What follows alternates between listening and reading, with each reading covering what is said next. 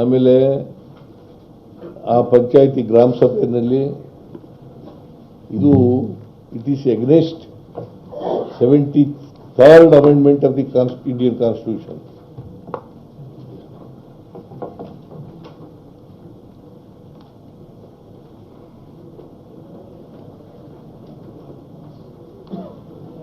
It is against 73rd amendment of the Indian Constitution.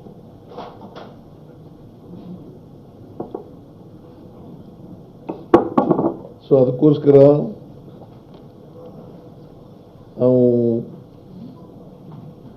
ಮಹಿಳೆಯರು ಎಷ್ಟು percent ಇದ್ರು ಗೊತ್ತಾ? More than 53%.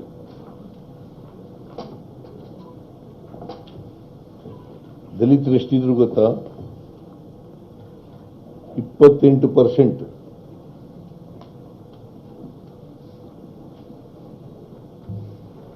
%17 ಪರಿಶಿಷ್ಟ ಜಾತಿ, 11% ಪರಿಶಿಷ್ಟ ವರ್ಗ.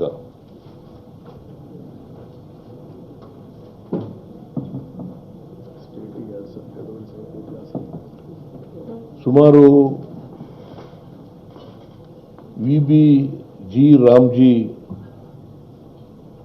ಆಕ್ಟ್ ಜಾರಿಯಾದರೆ ಕರ್ನಾಟಕ ಸರ್ಕಾರಕ್ಕೆ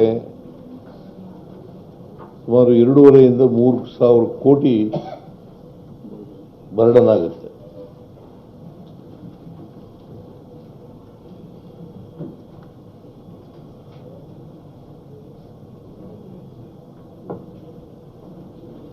$2.5 - 3,000 ಕೋಟಿ ಬರ್ಡನ್ ಆಗುತ್ತೆ.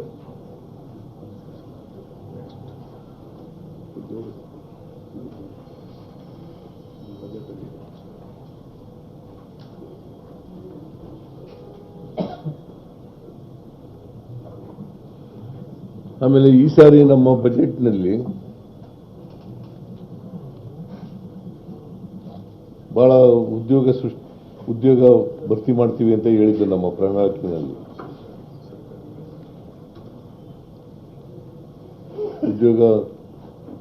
ಖಾಲಿ ಹುದ್ದೆಗಳನ್ನೆಲ್ಲ ಭರ್ತಿ ಮಾಡ್ತೀವಿ ಅಂತ ಹೇಳಿದ್ದು, ಅಂದ್ರೆ ಹಂತ ಹಂತವಾಗಿ ಮಾಡ್ತೀವಿ ಅಂತ ಹೇಳಿದ್ದು.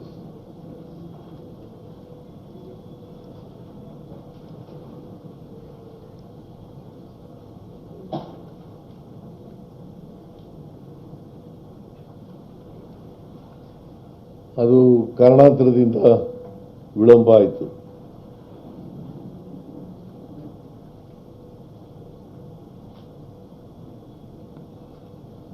ಅದಕ್ಕೆ ಈ ಸಾರಿ ಬಜೆಟ್ನಲ್ಲಿ ಹೇಳಿದ್ದೀನಿ 56,342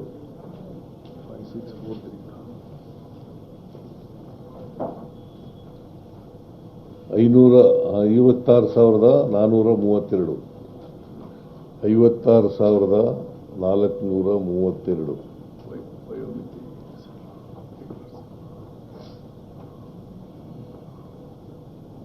ಹುದ್ದೆಗಳನ್ನು ಈ ವರ್ಷ ಭರ್ತಿ ಮಾಡ್ತೀವಿ ಅಂತ ಹೇಳಿದ್ದೀವಿ.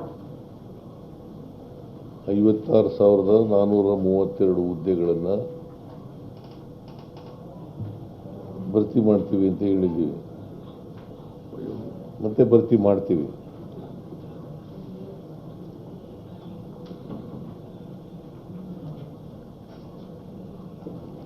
ಅದಕ್ಕೋಸ್ಕರ ವಿಳಂಬ ಆದ್ರಿಂದ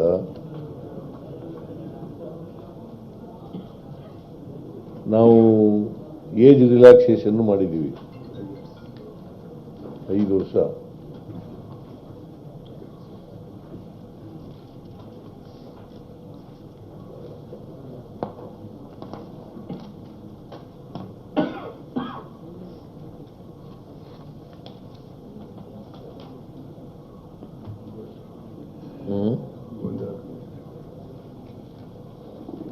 ಆಮೇಲೆ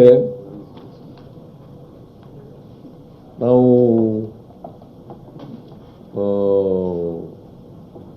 ಅನೇಕ ಆಯೋಗಗಳನ್ನು ರಚನೆ ಮಾಡಿದ್ದು.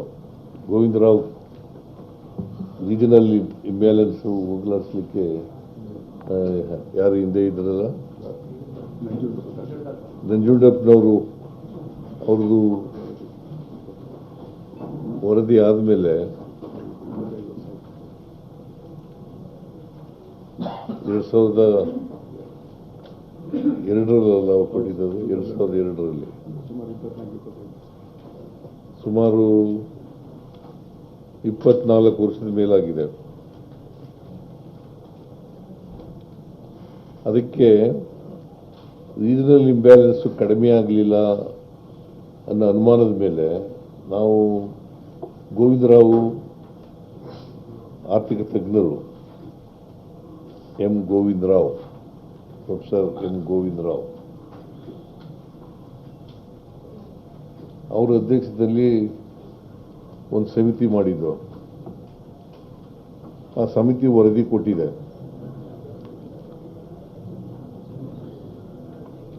ಅದು ಕ್ಯಾಬಿನೆಟ್ನಲ್ಲಿ ಒಪ್ಕೊಂಡಿದ್ದೀವಿ. ಮತ್ತೆ ಹೌಸ್ನಲ್ಲೂ ಕೂಡ ಮಂಡಿಸ್ತಾ ಇದ್ದೀವಿ. ಈ ಸದನದಲ್ಲೇ ಮಂಡಿಸ್ತಾ ಇದ್ದೀವಿ.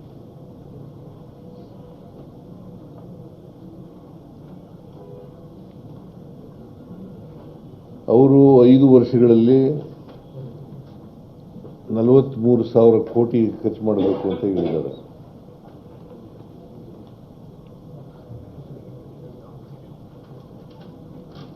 ನಾವು ಆ ಕಮಿಟಿ ಶಿಫಾರಸುಗಳನ್ನು ಒಪ್ಕೊಂಡಿರೋದ್ರಿಂದ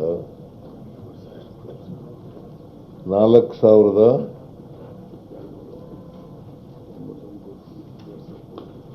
ಈ ವರ್ಷ 4,291 ಕೋಟಿ ಮೊದಲನೇ ಪ್ರಾರಂಭಿಕವಾಗಿ 4,291 ಕೋಟಿ ರೂಪಾಯಿಗಳನ್ನು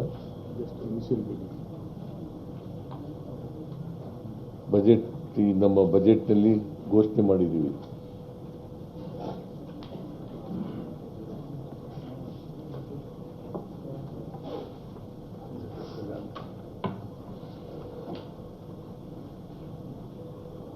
ನಿರ್ಭೀತ, ನಿಷ್ಪಕ್ಷಪಾತ, ವಿಶ್ವಾಸಾರ್ಹ ಸುದ್ದಿಗಳಿಗೆ ಮತ್ತೊಂದು ಹೆಸರಾಗಿರುವ News18 ಕನ್ನಡ ಈಗ ಆಪ್ನಲ್ಲೂ ಲಭ್ಯವಿದೆ.